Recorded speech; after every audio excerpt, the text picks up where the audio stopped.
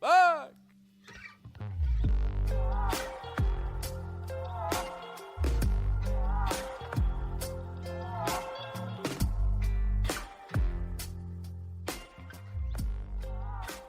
My name is Josh Miller. I own Riverstone Kennels, and I've been training gun dogs for more than 16 years. I have field trialed, I've hunt tested, but at the end of the day, I'm a duck hunter. You might find that the duck in our Duck Dogs podcast is spelled uniquely. The UK stands for my British Labs. I love my British Labs. I love what they offer me, both as a part of my family and the high motor in the field. As you're going to find, I have some pretty special dogs. Follow along in our podcast series here as we talk about both in the field hunting and in the field training situations that will hopefully help you progress with your dog at home.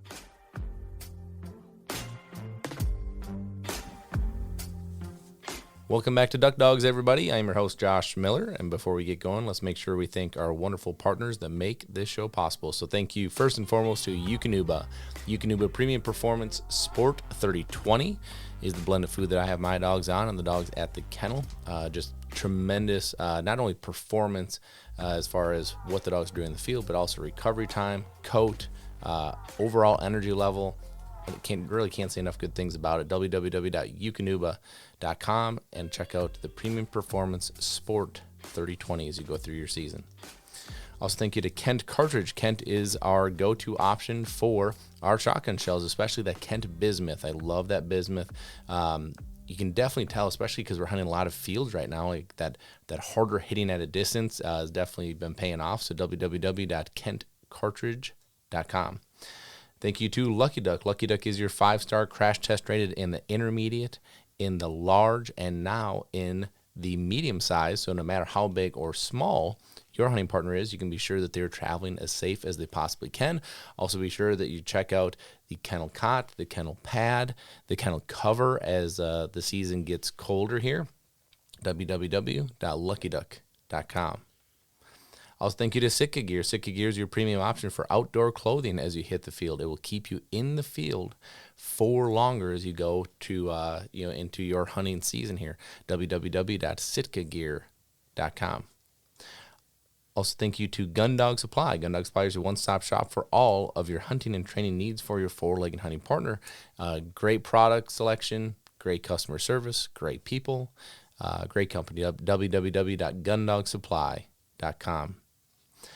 Also, thank you to Retriever Roadmap. Retriever Roadmap is your go-to option for training your own dog at home. Video-based library, great community of people, training groups and the strike teams that will allow you to train with other people, new locations, new equipment. And for us, for our Duck Dogs listeners, DD100 at checkout will get you $100 off your subscription, DD100. Also, thank you to Gundog Grind. Gundog Grind is our coffee that we have been absolutely loving here on the kennel. And again, a code for our listeners here, Duck Dogs, DUK Dogs, DUKDOGS will get you 15% off your order of Gundog Grind coffee. And I promise you, it is worth every penny of it. www.gundoggrind.com. All right, everybody. Well, I hope you are having a fantastic day, a fantastic week. I am here back in the recording studio as we kind of get caught up on a bunch of things. But I have the guys from the kennel here. So I have Eric, I have Dave, and I have Zach here with me. And first off, kind of want to catch up a little bit. It feels like we've all been going around different places. We've all been kind of jetting out, whether it's North Dakota, Wisconsin, Minnesota, run all over the place, hunting. And so, what have you guys been up to? Training and working with clients who are now taking their dogs into the field. So it's been fun for us to talk to them as these two here, Zach and Dave, spent a lot of time with some intermediate dogs, 12 to 14 weeks, and now they're out doing the real thing. So it's been fun to get some feedback from them. Yeah, Eric, you had said something earlier today, which I thought was kind of interesting, which was that this has been your favorite part of the job. Yes. is talking to people. So talk to us about that a little bit, because that's an interesting take. You think about the training aspect and the hunting aspect and everything that goes in this job. So talking with the clients after they go home on these hunts has been your favorite part. Walk us through that a little bit. Yeah, I think a little bit of that comment this morning was, I get a lot of people that are asking me, how do you like your job? And I said, I absolutely love it. I mean, my whole day consists of everything that I like to do, which is train dogs and deal with hunting, hunting clients, like-minded people. So this has been my first time. I just started in June, so now I'm getting through clients who are calling with real-life situations in the field. We've trained their dogs. They've come out, and there's nothing better, and I love talking about situations that went well and situations that didn't go well. And a lot of our clients, we've done a great job of building that relationship piece, where you and I talked this morning about that. If something did not go well, they're not angry about it. They're discussing it with us, and we just walk them through that piece. And that is just a blast for me to do. And it's from upland hunting to duck hunting. So I'm just getting a little snippet of this, because a lot of the dogs we sent home here this last week went right to the field. And there's going to be issues. I think we talked a little bit about there's going to be issues. We can't duplicate everything. So now their job is to educate themselves and figure out how they're going to continue training on their own with our guidance. Mm-hmm. For sure. Yeah, I think when you and I discussed this morning, we really talked about, where the relationship comes in, as far as, with all the communication, that we do with clients while the dogs are in. I think how you as a handler mentally go into the season or that hunt, especially you're picking a dog up from training, you're going right into the field. Naturally, I think there's going to be some expectations, right? I mean, the dog's been away, the dog's been through training, but oftentimes I think what is forgotten about is that, the owner is likely the weak link in this, and that's not a shot at the owner. That's just because you think about that dog, and we as trainers, we've been with the dog every single day for the last, whether it's 3 weeks or 3 months or however long it's been. And the owner just doesn't have the same kind of reps. It doesn't have the same kind of experience of reading that dog, the dog reading him or her. And so naturally just preparing them the best that we can. And then the situation that dog goes into for the first few hunts, I always think that has such an impact on the perceived success or failure of that first hunt that I guess if we're just going to be a little blunt about it, more times than not is not an ideal situation, especially from, this is not a knock on my upland hunters, but generally speaking, if you're bringing that dog out on a group hunt for that first hunt, when we had numerous situations like that, right, where the dog was getting picked up, our intermediate class ended, well, what day was it? October 15. And so I don't know. It had to have been that Saturday was. Oh, they were going right there. Non-resident in South Dakota, right? Yep. Mm-hmm. We may change that date next year just because of that, to try to avoid that, because we had people that were picking up on, say, a Thursday. They were driving out either that day or on Friday, and they were hunting that Saturday. And that first hunt was, of course, it was going to be 8 dogs and 12 guys, and the least ideal situation that you could have, because every one of these people had their dog had birds ripped out of their mouth by other dogs. And they had, other dogs were ranging way out and out of control. It's chaos. And you go through all this time of work of control, being under control, understanding your job, finishing your job.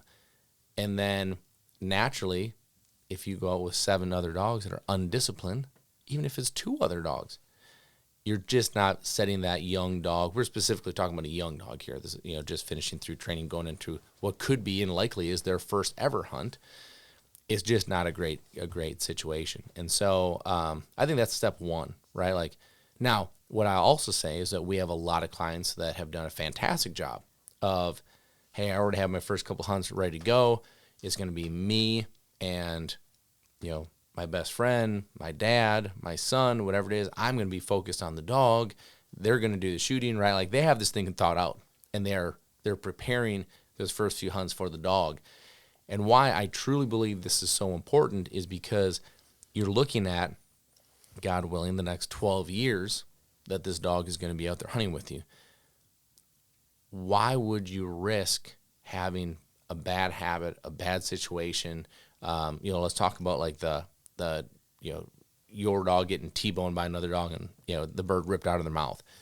If you have a very submissive dog or a dog that doesn't have that big will motor, you could find that dog walking behind your heels because they're too afraid to do anything else because they think they're doing their job right.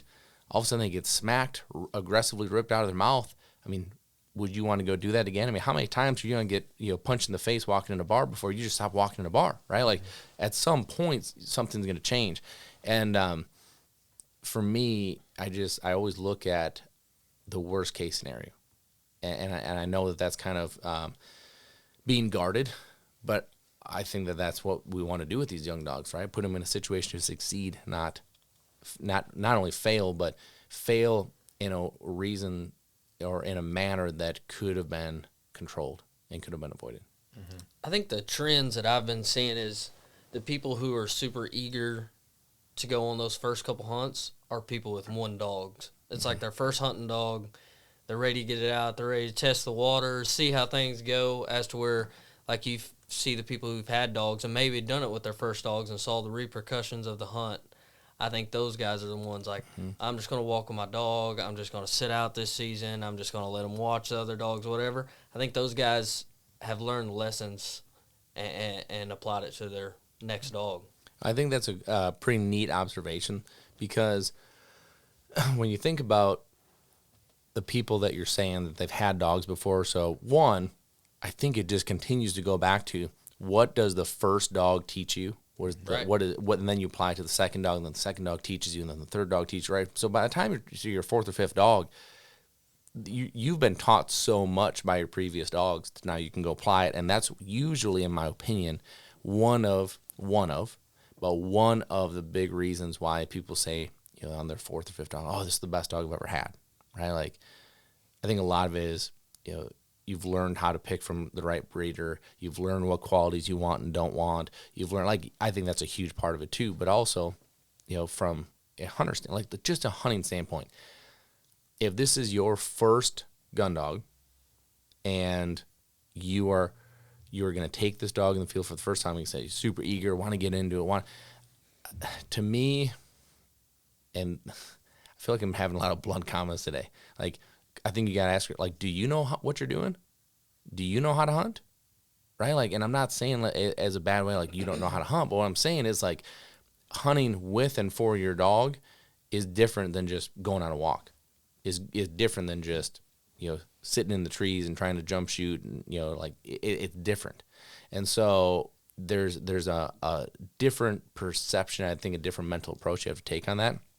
And that is definitely a factor. Right? Are you going into this for you, or are you going into this, for your dog? That's a big piece of it for sure. What about from the client's standpoint?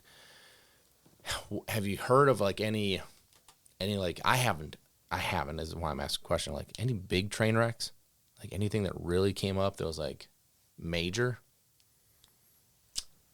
We talked about this maybe 2 podcasts ago, is Eric, you have a voice for radio, I think. Oh boy. You have a face for radio Thank too, you. but that's exactly what that means. You could have said it. I'm just saying, you were kind of behind my computer screen. I was Eric's got a nice radio voice. You're also the high school football announcer that we just found out. I can spin some pretty good tunes during a football game. Yep. Sorry to interrupt, but that's good. I had to give you that kudos. Okay, thank you. Now I forget what I was talking about. Oh yeah, train wrecks. The only train wrecks we've had is clients hunting with out of control dogs. Mm-hmm. And that, so that's the only ones. But in terms of complete train wrecks, we haven't had too many of those calls. We have minor stuff that come up, and it's good because Dave does a lot of stuff with the train retrieve stuff, and now we're getting, pheasant hunting and is this not picking up this bird or is plucking it there. We know what each dog is, so we can walk them through that. But I don't know, have you guys heard anything else major? No, the only other thing has been early light hunting. Not getting out before the sun comes up and training in it. You're going out, them teal fly in right away, and the dog doesn't know what they're doing. That's a really good one because I had, for Retriever Roadmap, I'll do one-on-one Zoom calls, with people when I have office time. And Eric, we might have talked about this last week. I can't remember, or whenever we did a podcast. A little bit about my dog doing it, but so there's I won't use her name, just out of privacy, but she's a really nice gal, has a young dog, and she was asking about this kind of same thing, Dave, is they had a situation where they shot a duck. It was early light, right away at shooting hours, and the dog didn't see it. Well, the young dog didn't see it because it's still dark. I mean, the dog doesn't know what she's doing yet because she's young. It's her first season. So when that shot goes off, she looked in the blind at them because it was where the only commotion was, and it didn't make a big splash, and there was no big thud. There was nothing to get her attention, so she couldn't see it. And so in this specific situation, she was like, is there anything that we could do? And of course, more light would be a major deal, and then just more opportunities and more reps. For them, they went on 3 hunts, and that was the only duck they shot on the 3 hunts. It's really difficult for a dog to have any kind of real exposure, right? Like, you got to have reps, and I know it's easier said than done. I know there's certain hunting environments, and maybe somebody only shoots a handful of ducks in a season. The hard part is that your dog's just never going to be the level that they probably could be if they had more repetition. Flip side, we talk about our good friend Ben Commodore, up in Alberta. He takes, because he's guiding, he has Cloud9 Outfitters, and which I've heard nothing but fantastic things about by everybody that's got to go, by the way. But like for him, I mean, he can take a young dog and give that dog more reps in a season than most dogs get in an entire lifetime. So you think about you can make a good dog great really quick as long as you can keep everything under control. The hurdle that he has that often, most of us don't, is he has to control the hunt, he has to entertain clients, he has to keep everybody safe, he has to run the show and handle the young dog. So I'm not saying what he's doing is easy. I'm just saying from an opportunity standpoint, it's a very target-rich environment, which is a huge deal, for these young dogs. But yeah, I think another thing that came up for me was upland and waterfowl hunting. And if anyone has listened to this for any amount of time, you guys know my feelings on this, my thoughts. I really believe that if you want a really solid waterfowl dog, that you dedicate them to waterfowl that first season, make them steady, really solidify that, because it is easier to loosen the reins and let them range out than it is to take this fire-breathing dragon that wants to go and rein them in and make them steady and quiet and calm and everything that we're looking for in a duck dog. I just think that upland hunting is too convenient of a situation for people to pass on. We talk about time in the field, right? So if someone only gets on 6 duck hunts in a year, but they get 3 hours in the afternoon and they can grab their orange vest, they can go to some public land, they can walk, with their dog, they can go down the hunt club. There's so many more opportunities that I feel like are, I hesitate to say easy because I know Whitney would ridicule me for even thinking about talking about that upland is easy. I'm not saying that. I'm saying it's more convenient to where you can do it in a quicker time frame, in a shorter time frame, and you'll be out there with your dog. So I just think these young dogs get more opportunities to be out working in front.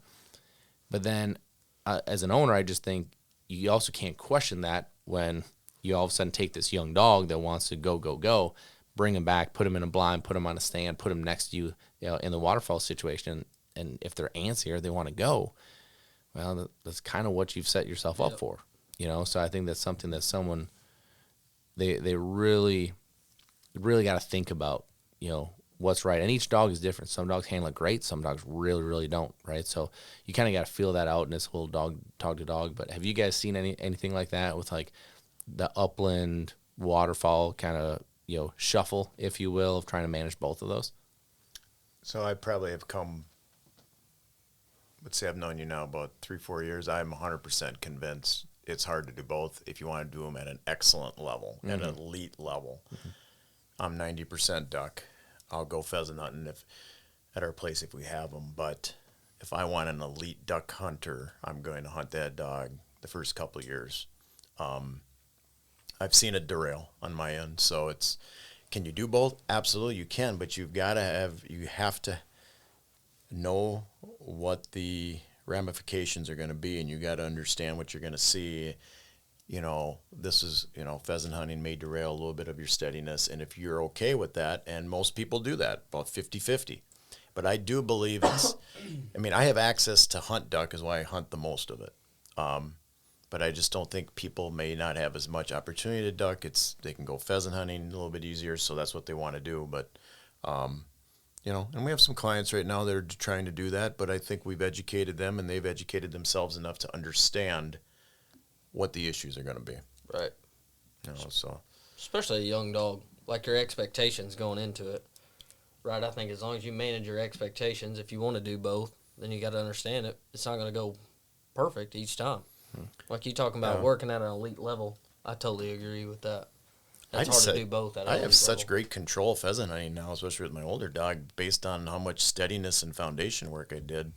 Because she's one that wants to go and chase. That blows her mind. I've mentioned this a lot of times, but I need her to. She's able to switch gears now, real easy, and takes time. We'll be experiencing a lot of that this season. We'll probably be able to talk about it more. I mean, our dogs are at the pheasant range. Our dogs are a little older, but at the pheasant range, they're going to go hunting 15 days in a row of pheasant hunting to go hunt 15 days duck hunting. Like they're going to be bouncing back and forth all they are. long. That's right. You guys are going to have dogs bouncing back. Yeah. That'll be fun to see. The nice part is, like we went through it, last year, is and it'll be a little different this year because you're right. We have the December hunts. So December for sure we're going to go, and we've been waterfowl hunting up to that point. Then they're going to go pheasant hunting for a couple weeks. Then they're going to come back waterfowl hunt all of January. Then they're going to bounce back and upland hunt. There's a reason that I haven't run Tucker or Boris in a situation where they're quartering out in front of me. Like, yeah, for sure they're more than capable of it, but these two are just so good as far as their control, everything that I'm wanting out of a duck dog, out of a retriever, that I would prefer to run one of my older dogs that I know is already seasoned, been there, done that, and I feel like I can have a little more with that. Yeah, I think Eric, one thing that you said that I thought was good was at an elite level, right? Yeah, because it depends what you want. Yeah, because that is a big deal. If you're okay with subpar in each, you're okay with that. I think most people are happy with that. That's right. And that's okay. And the reason that I think that one hit with me is because it was either last week or the week before now. I had a guy that reached out, and he was just asking questions about training, and he had said that he sent his dog to another trainer. Now, it was just a bird and gun intro, so expectations should be low to begin with. But he took him out to South Dakota, went on that first hunt, so I guess probably only a week ago. And, he said that the dog just didn't act like the dog knew what he was doing. Well, he probably didn't know what he was doing, right? It was the first hunt ever. And he said one of the guys out there, was talking a lot about how, he's had dogs his whole life, and he's never needed a pro trainer, and he's never needed actual, like the dogs figure it out and they learn and blah, blah, blah, blah. And so one of the things that I mentioned to him is one, does this guy live out there? And he lives out there, so he hunts these dogs a lot, right? So yeah, they get the repetition we just talked about, right? So those dogs get to learn more than a dog that takes 2 trips a year out there and gets to hunt for 4 days each time. It's just a different level. But 2, that's what I had asked him. I said, what were you impressed with the level of control that he had? And he's like, well, he was yelling a lot, he was screaming a lot, he was on the collar the whole time, the dogs were yelping, they were way up. I'm like, well, is that what you want? And if it is, okay, but if it's not, then I think that's the point, right? Is like, Yeah, you can say that, I've never needed, any help. I've never had to really train them. My dogs have been, like, everyone's like, my dogs have been so smart. Like, they figured, like, okay, I mean, they're not figuring out how to run a 300-yard blind by themselves, right? Like, they're not that smart.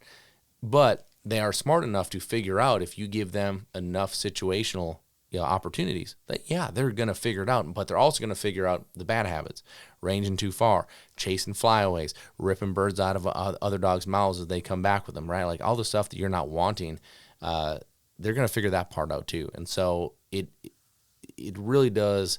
I think you just have to evaluate to yourself, what is it that you are looking for? And I think that's a big deal. It happened to me this morning. We had a client reach out to me, no connection to us, has a golden retriever who's friends with a dog, a guy that owns a dog from us. He was blown away by just the obedience piece of that dog. They don't want to hunt. They just want an obedient dog. Reach out to us, and I think we'll be having that dog come on in. And that's just the obedience piece, which, they don't care to hunt. But they were impressed by what they saw, and they only know what they know, and they say, hey, I want that. So, and we talked through it, and I said it takes time.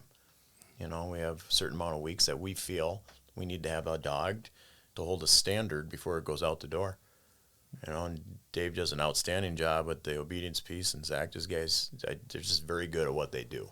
And we will give you the dog you want.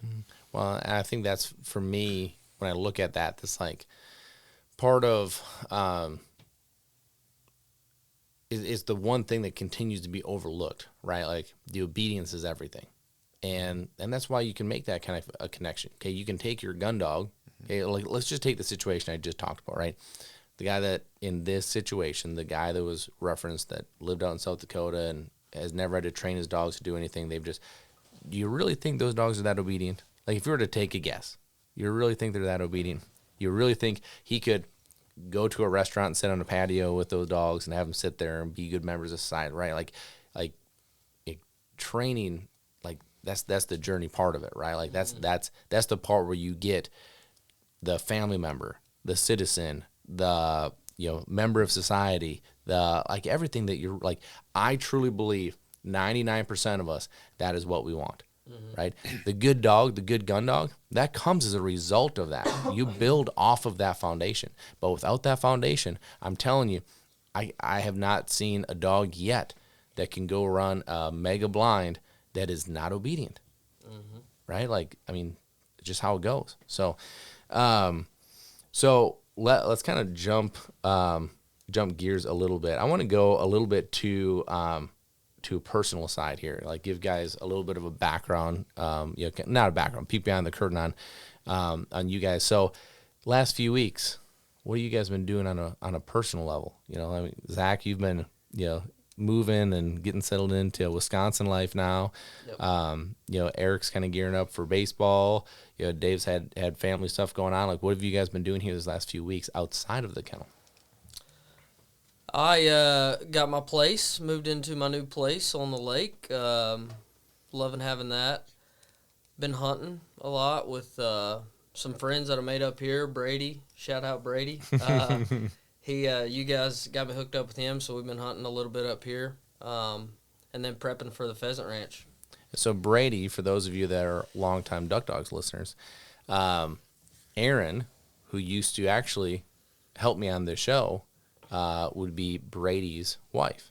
So kind of a strong Riverstone connection there. Yep. We love Erin. Like, she was great. Like, she's going to do the things she went to school for, and we couldn't be happier for her.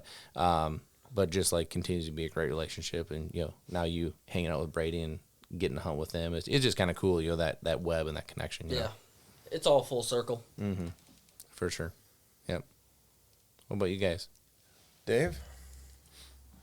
You got a lot of stuff going on at the house. Yeah, I've basically just been working for the most part, just traveling around, doing some shed dog events. Judged a lot of dogs over the last month. Just this weekend, I was judging 40 dogs a day, starting at 7:45 in the morning and finishing up one day at 5:30 at night. That was more than enough of steps for me. But meeting a lot of cool people, still doing that, making some good friends. The twins are now getting close to the age that they get to run and compete. I can't say pushing. They want to do it, so I've been having them run the same youth courses as all the other kids they're going to compete against here in the spring, just so that they're more prepared come springs, and hopefully they can do well when they're actually able to compete. That's great. It's fun getting the family involved in it. Mm-hmm. Well, for me, I'm the oldest one in this room, so By a lot. Yeah, well, let's not go that far. Like I said, all three of you would have been students of mine at some point. So I have three boys. One goes to Grand Canyon University in Phoenix. He lives down there. And I have a senior in high school right now. We're going through the college stuff. So all of you out there that have kids that age, filling out the FAFSAs, trying to find schools for them, doing that whole thing. And he's took a visit to Grand Canyon, also in Phoenix, which I don't know if that's where I might end up someday, but I may have two boys there. And he's a pretty good basketball player and baseball player, so we got to see how the season pans out if he gets some other looks. And then You think he's going to go down there too, you think? He already went on a visit. He walked campus, and if anybody knows about Phoenix, Arizona, he walked campus, and once he saw all the ladies down there, he goes, I think I'm going to go here. So, so we may have two there. I have a freshman in high school. We had an awesome day the other day, got confirmed, so that was a big deal in our house. And so I have two in high school. One of my challenges working at Riverstone, for those who know my background as a teacher up until this point, so I'm in a whole new different world here of routine. And in the evenings, starting here in a couple weeks, I get to work with student athletes, which is a really big passion of mine. Elite athletes in basketball, and then we'll go into the spring with baseball. And it's fun for me to see those guys work with them and be a part of their lives, because it, as you know, as an athlete, your coaches can be big allies for you, and help them get jobs, and just watching them go on in life. So it's that'll start up soon, and and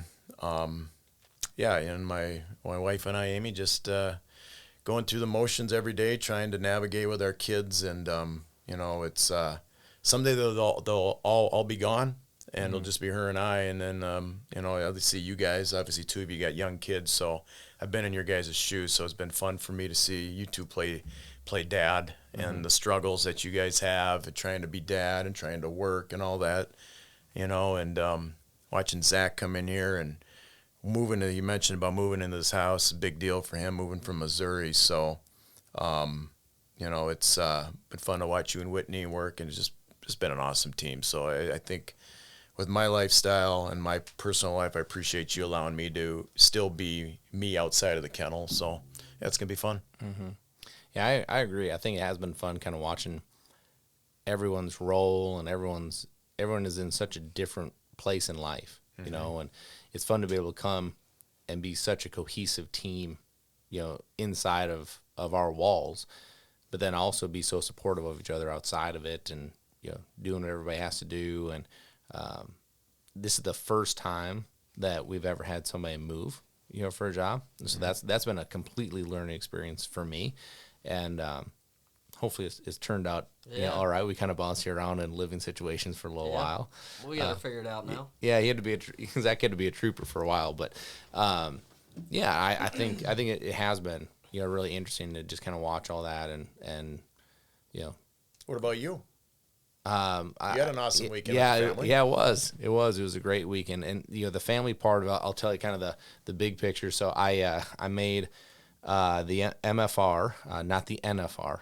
The NFR is a completely different level, but which is our finals, rodeo, which is the big a big deal for me, because it was my big goal for the years. I really wanted to make that, and this season was a mental drain for me because of the roller coaster that was, and you guys obviously in this room know this, but like if you've listened to this, you have probably picked up on that I'm a big mental guy. I really am passionate about mental preparation and being a strong mental mindset, and that really tested me through the course of this year, because it was like I couldn't put it all together. So I had if you listen to this for the first time, I tie down rope in rodeos, and it's a new passion of mine, being that I've only been doing this for about 3 years, but it's something I'm very passionate about. And so this year was going to be kind of a big year for me. Last year was my first year competing. This is my first full year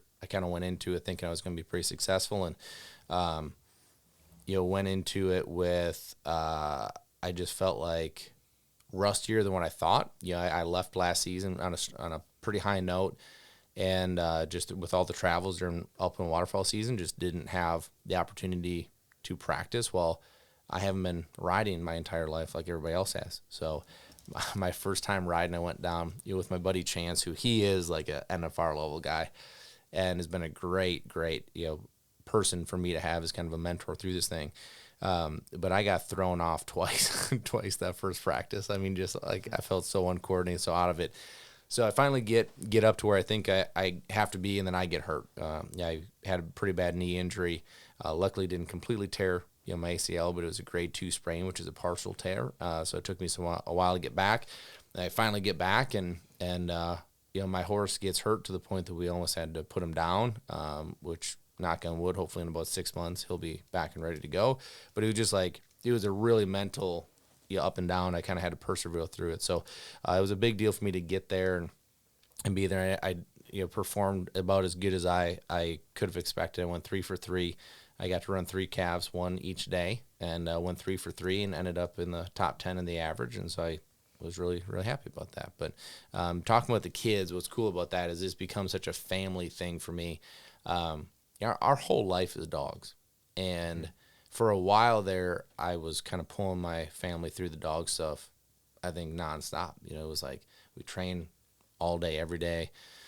And then we'd hunt test on the weekends or field trial on the weekends. It was dogs. Well, I mean, you can wear your family out of that pretty quick. And so this has been a fun thing for us. That, we're still with the animals. It's still, not the same, but has some similar kind of cohesiveness. But what's cool about this is on my last run, my first run, in this big arena and lights and everything, it was kind of like the show.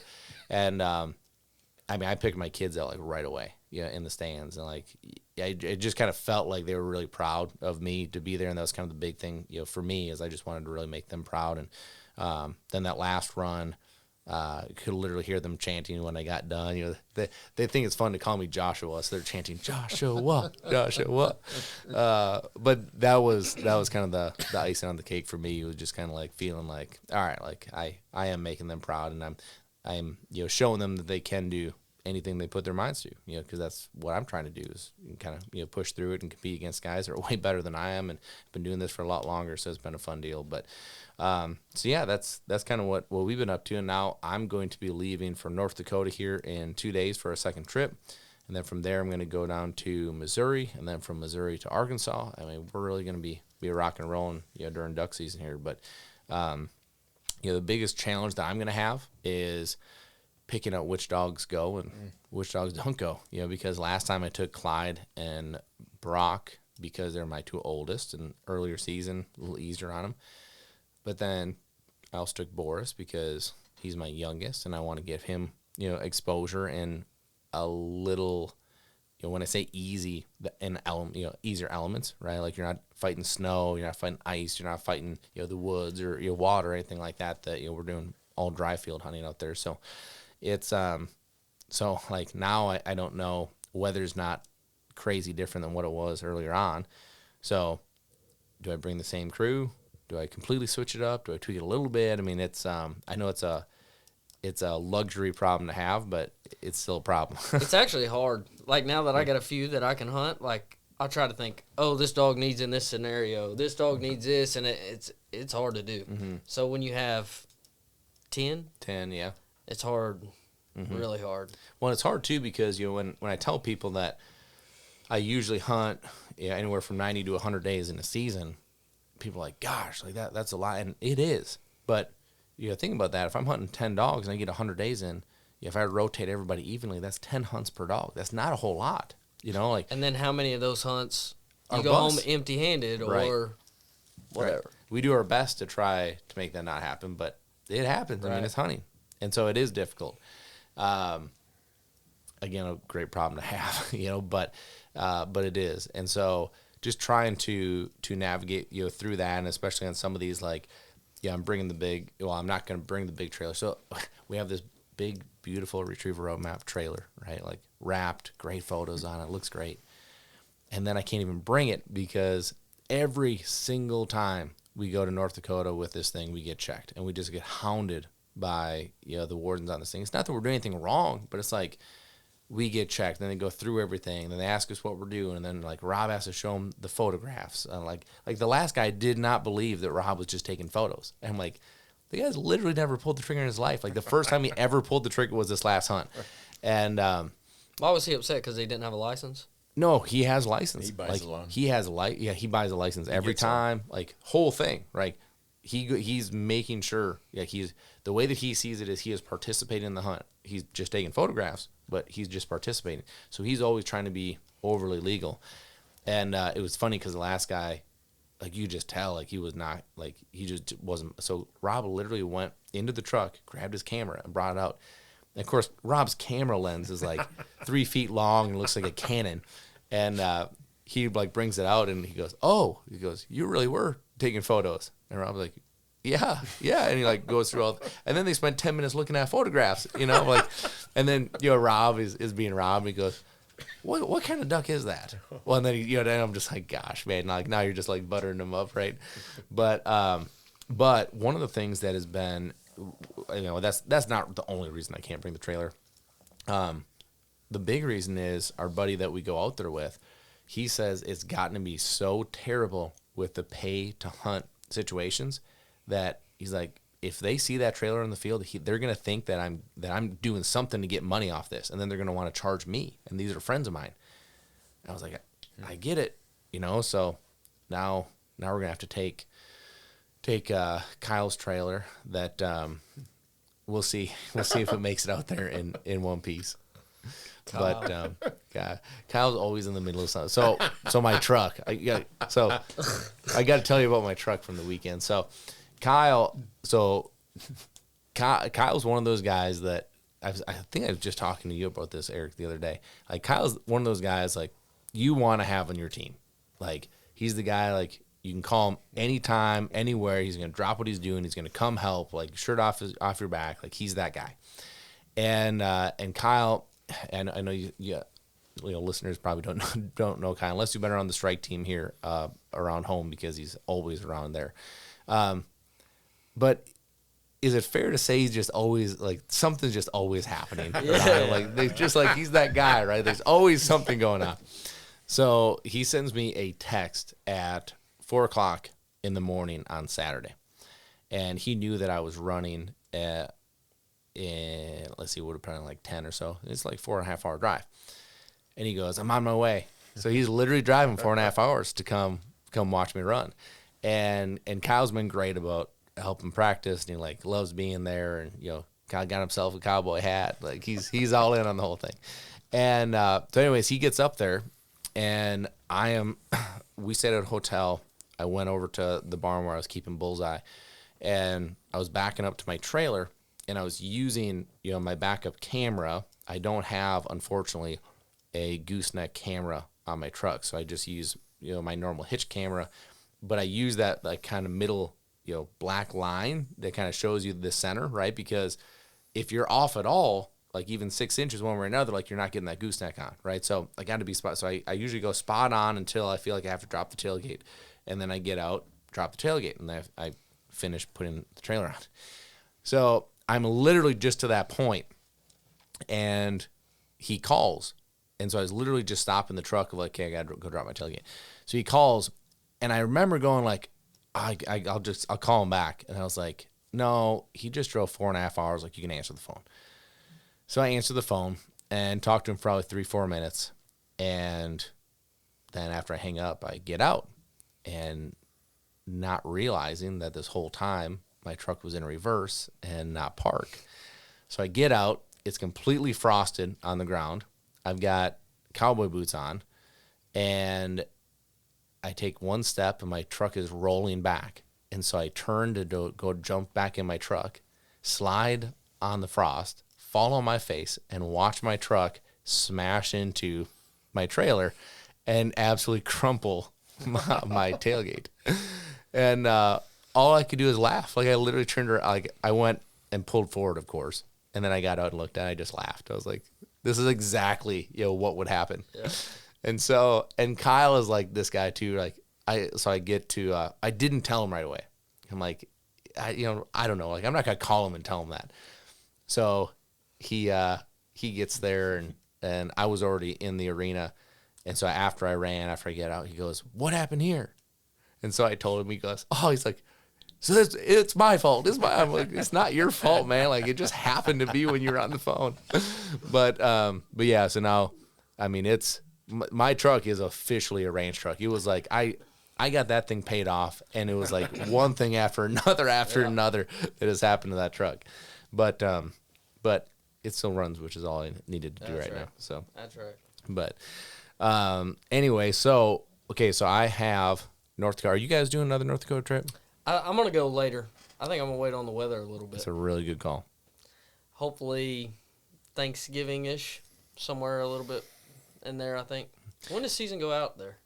I couldn't tell you off the top of my head, but what I will tell you is I think just keep an eye on the weather is the best play there because, man, they can go from, 40 degrees to froze out, it seems like, in a 3-day span, And actually, I think your buddy Mike was talking to me about that just recently, about how, like, maybe a year or two ago, that they were out there, like, right when the freeze was coming, and it was, like, best hunting of your life for 2 days, and then everything was froze up and gone. It's all timing with North Dakota. I'll be going this weekend. It's supposed to get in the 40s, but, if you have a free schedule and you can play the game, and just if you got connections out there, you can hit them at the right time. But we'll see what this weekend brings. It's going to get below 32, so mud guppy me. It's going to be froze a little bit, so I got to make sure I get in the water. Loves that water. I love the water. Loves that water. Get in that water. Love it. So we'll see what this weekend brings, but like you're waiting. You just got to play the game with that weather. Running out of time, though. Yeah, that's the issue. I do feel like the weather. Now, correct me if I'm wrong, because I'm not from up here. But I feel like we've been mild. Oh, gosh. A lot.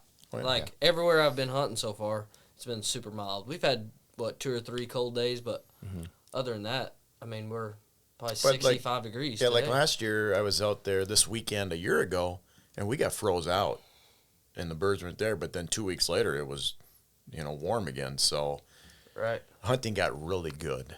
It's going to be 77 tomorrow. I know. Yeah. It's in nuts. the world. I know it. And it's going to go back. I mean, it just... Back and forth, and forth. You're starting to get used to this with this weather because you're not...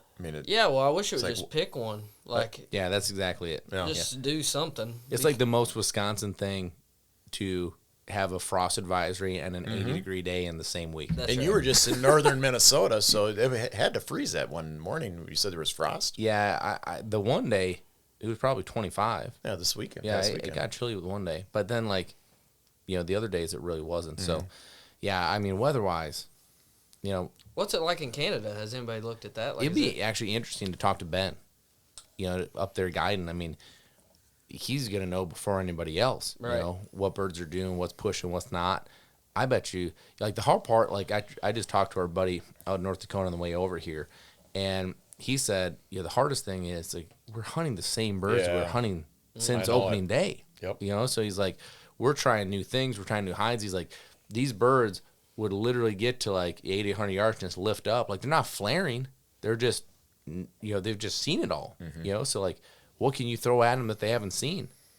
He said that he's like, basically if they get in range, you almost have to shoot because they're gonna pick up and get out of range. But then all you're doing is you're just educating them more, because your shooting success is gonna go way down. I mean, it's they need new birds in the worst way, and that's kind of part of this game, right?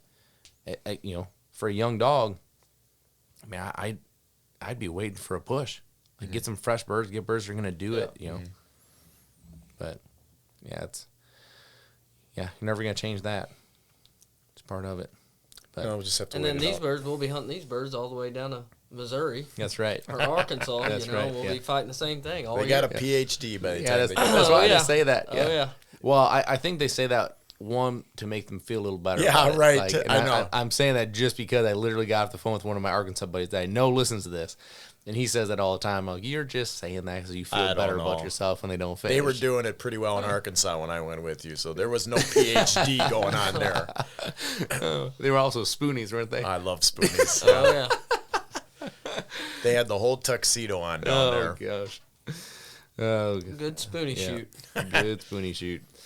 Anyway, for those of you that are looking for gun dog grind, I am not a pumpkin spice person, but they do have their flavor, their fall flavors out. So pumpkin spice is out. I think the holiday flavors are coming out soon, like sugar cookie and maybe snickerdoodle or something like that. Like Graham graham cracker. cracker. That's what. But I'll tell you, it is good stuff. Like so, I brought it to the finals this weekend. I can't tell you how many people talked about how great that coffee was. I mean, like crazy. Like Yeah, it is a significant difference. We had It the really same is. thing You gotta at Game taste it. Fair. We had at Game Fair this year. We had the same thing. Yeah. Like toasted pecan was the one, and they just we've never had this before. I mean, I'm not a coffee guy, but I learned to be a barista really fast during those 2 Yeah, you weekends. sure but did. I was pretty good at it. Yeah. But yeah, there was a lot of good glasses of cups. Yeah, that's right. Yeah. Yeah. The other thing that was kind of cool at the rodeo is that we as Riverstone sponsored the bull barrel. Is that what you'd call it? The bull barrel? Clown barrel. Clown barrel. And from our ex-bullfighter, you would know. Oh yeah. And it was cool. Like Whitney got this really cool video. Of course, like the one Whitney videos is, the bull comes and smacks the barrel and like, bounces around and then one of the bullfighters puts it back up and stands on and then jumps over like the whole thing. I'm like, you could not have picked a better one to video. Yeah. So that was pretty cool. And then of course we had to go down and get pictures with it after the one performance, and Whitney had to go in so she could like feel how heavy it was when she picked it up, and she takes 2 steps and like falls forward, and then the kids like push her and roll around. It was freaking hilarious. It's heavier than what you think. It isn't really is. Yeah, it really is. And it's almost like a foam type material. Yeah, they like a pad hard the foam. inside and the outside. Yeah.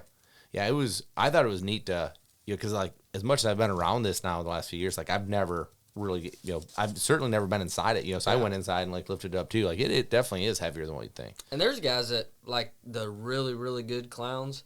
They use them and essentially act as an island out there for the bull riders and like work with the bull fighters to keep it all in sync. And there's some really good guys like Robbie Hodges is a really really good guy at it. Yeah, it's interesting. There's more than just telling jokes in that job. Like Yeah. there's a lot more going on there. It's fun to watch the guys that are good at it for sure. All right. Do I do these? Yeah. So I have the dog bowl over with Eric, and he's gonna. But we gotta go roundtable on this though. Like everybody's assuming that there are questions that everybody has an answer to. Like, Okay. I mean, I don't know how many or what you're grabbing. Well, we're just gonna grab one and go. Again, these are questions people send to us, so I'm gonna have to do a good job of maybe getting some more. We started this when Aaron was here. We kind of started this. Yeah, Aaron was the one that wrote almost all those. Yeah. Yeah. All right. Here's one here. A lot of people can answer this one. This has to be quick. What type of training programs are offered at the kennel?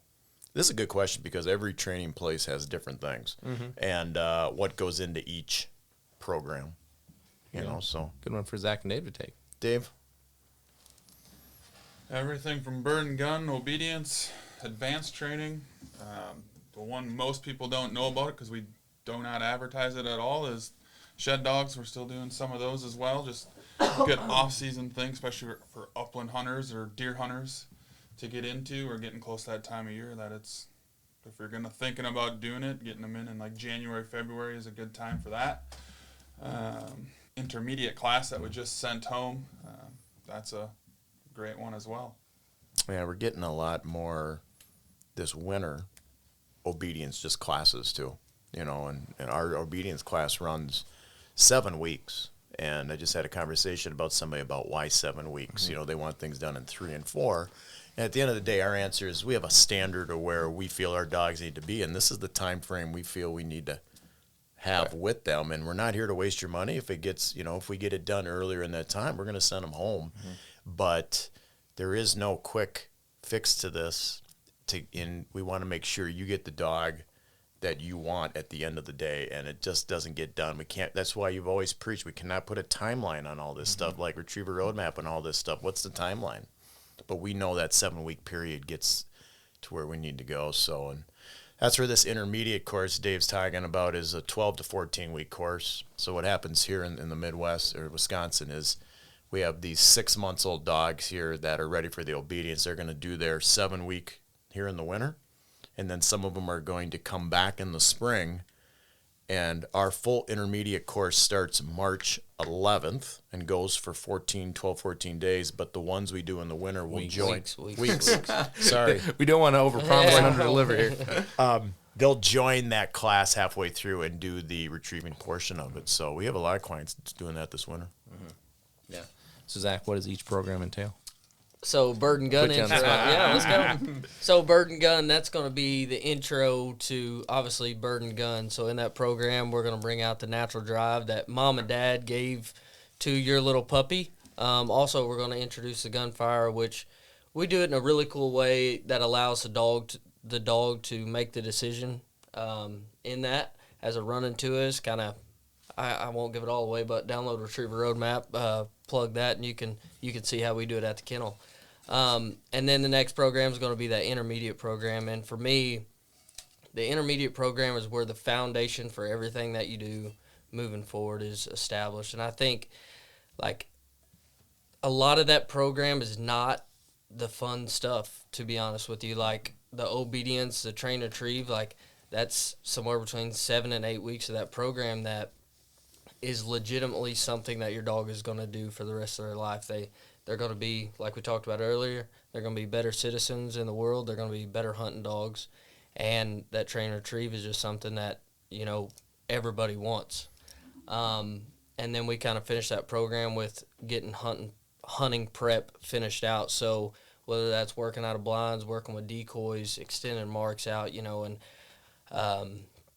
just kind of hype up that program some more. I think that a lot of times what majority of people are missing is someone to help them train or having launch or stuff like that, getting dogs looking out at a distance. Had a couple calls this week, people dealing with that.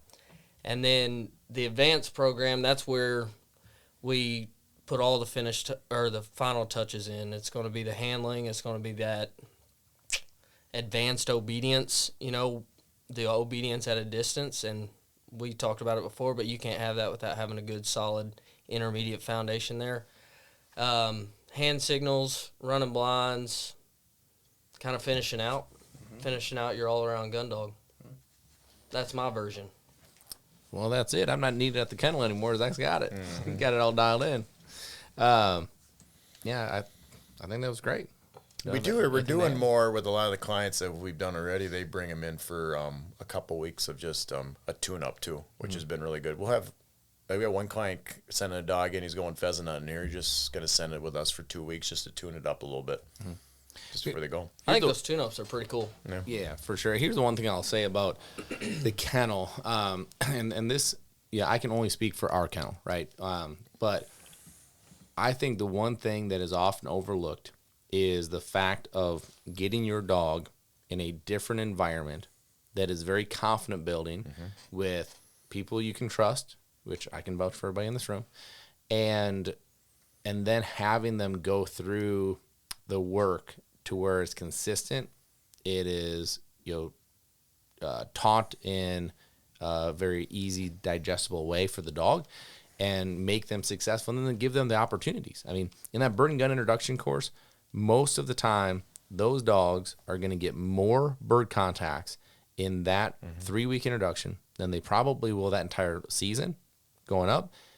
Some dogs, maybe more than they're going to get in their first couple seasons. It's just bird contact. I mean, we can give them more bird contacts in a week than most dogs get in a year, right? So there's something to be said about that, but I love the psychological piece of they're in that kennel and they're away from mom, dad, the family, but yet we're going to show them it's okay. Like, you can be away and you can have fun. And there's other great dogs. We have the luxury of being as busy as we are. We don't have to take aggressive dogs. We don't have to take dogs that have these, real serious mental cases.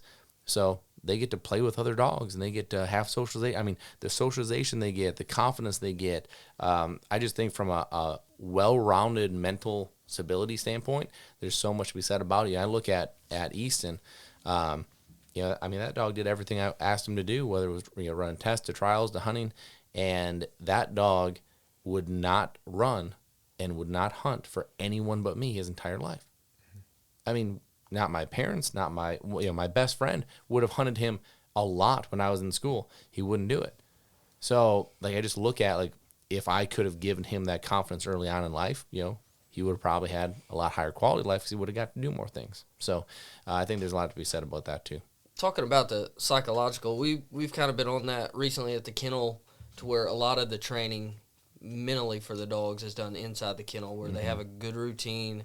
They're they're sticking to a schedule. It's almost Groundhog Day, but as far as learning different stuff. But someday I'd like to dig into that more, because I love seeing that side of it. And we've been talking about it some, but that's something a lot of people miss. You cannot replicate that. Or I shouldn't say you cannot. It's really hard to most replicate people that. can't. Right.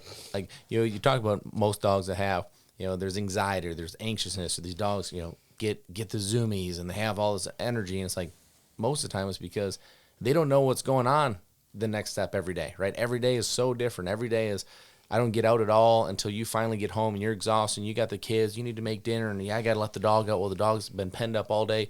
He's excited. Now he's going to go run around. You're I wish this dog would just, you know what I mean? Here, every single day, the dogs know what they're going to do before the day starts. Every single day is exactly the same, and that gives them the mental stability of, I know what's happening, and so I know first thing in the morning is playtime. I'm going to go play. I'm going to go run around, do that. And I'm telling you, you guys can vouch for me on this, the second time those dogs come out of that kennel and we go load up and it's work time, it's a different dog. Right. That's a different dog that's walking out that door. Yeah, a few of us have been doing chores here lately. Just doing chores, you learn a lot about routine. You're dang right. Because, just to give you an idea how chores go, we take dogs out in, let's say, groups of 4. They'll all bark. We'll take the 4 out. They're all barking. And then once those 4 go out, and we're cleaning those 4 kennels, silent in there. Because they want to go out. They want to be the next ones. You really see routine when you do chores. You're right. It's really kind of fun to watch. You're right. All right, what you got for another? Okay, one last one, kind of a fun one here. A lot of us play sports here, so this one is directed to you, but I think we all can answer. You go first, Josh. You played college baseball. What school was it at? And I'm going to add something to this. What was your dream school to play at that you wanted to go to? Gosh. Well, where'd you play? So it's fun. So I played. So what's interesting to me about this is, so I played at Bethel University in the Twin Cities. And I really think, now this may be an excuse, but I'm the oldest in my family, and I had no idea what to do. I had no idea about college. I had no idea about the process, and I didn't know what to do. I knew when a school invited me for a visit, I went on that visit. Outside of that, I had no idea. I didn't understand admissions. I didn't understand deadlines. Didn't understand all this stuff. So very similar, Eric, to your Grand Canyon situation. Yeah. So I went down. My first recruiting camp I went to was University of Texas, and I got there and I was there for 10 minutes, and my dad goes, "Well, I know where he's going." I mean, I had never seen more beautiful women in my life in one place. I mean, I was in awe. Now I was also 18 years old and was, I was out of my small pond, and so that was there. University of Iowa, I know is kind of an interesting one. University of Minnesota, I don't know what it is. And Eric, you can kind of vouch for this being from around here.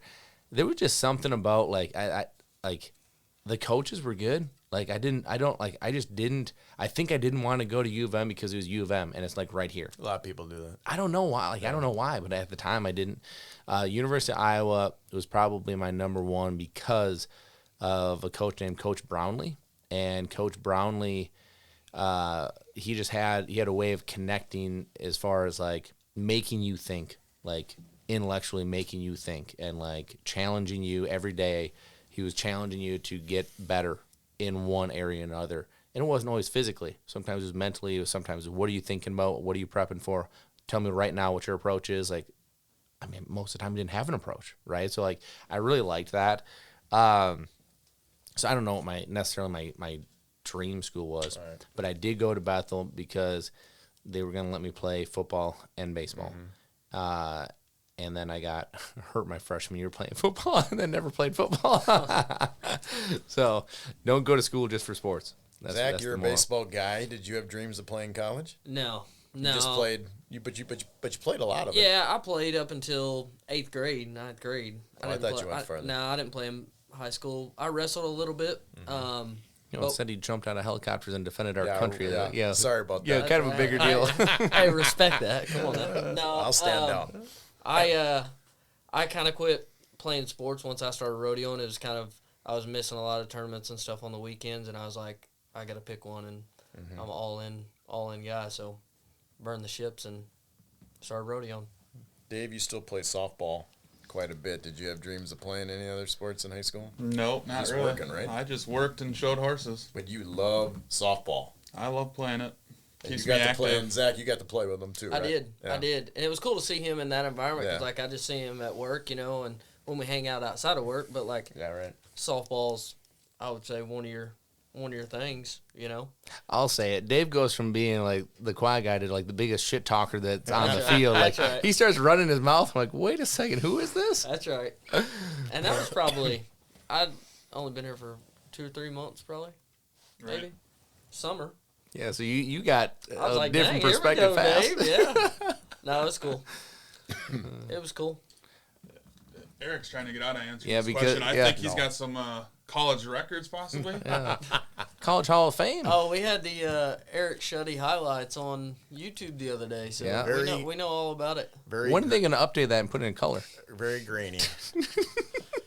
Yeah, these guys like to give me a hard time. They were giving me a hard time, so I had to put them in their place one day. But no, I was.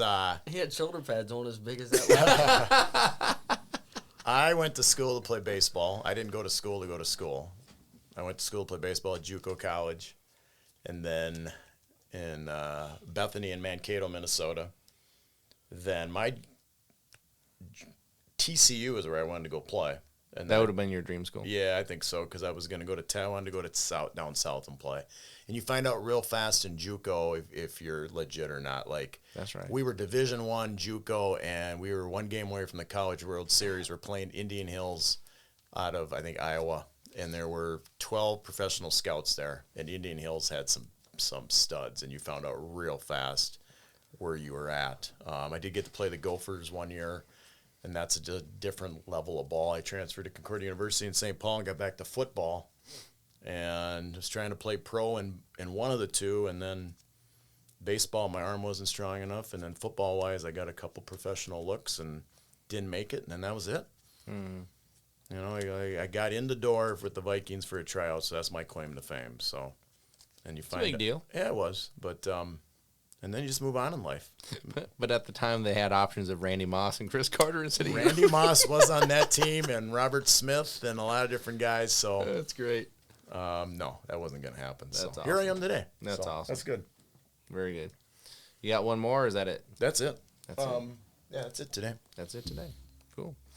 All right, everybody. Well, I think we'll wrap this thing up and come back with you a little later. So I'm off to North Dakota, and hopefully going to be back for a few days next week. That hopefully we'll get another recording in, or maybe even I'll try to find a way to record out there. So, but hopeful that we get a little bit of a weather push and some fresh birds, because if we're out there the whole time with stale birds, that's going to be no fun at all. So Zach's plan sounds like the good plan as of now. So.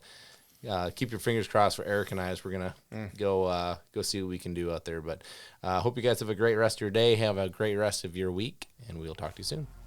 Thanks for listening. Be sure to follow us on Facebook and Instagram.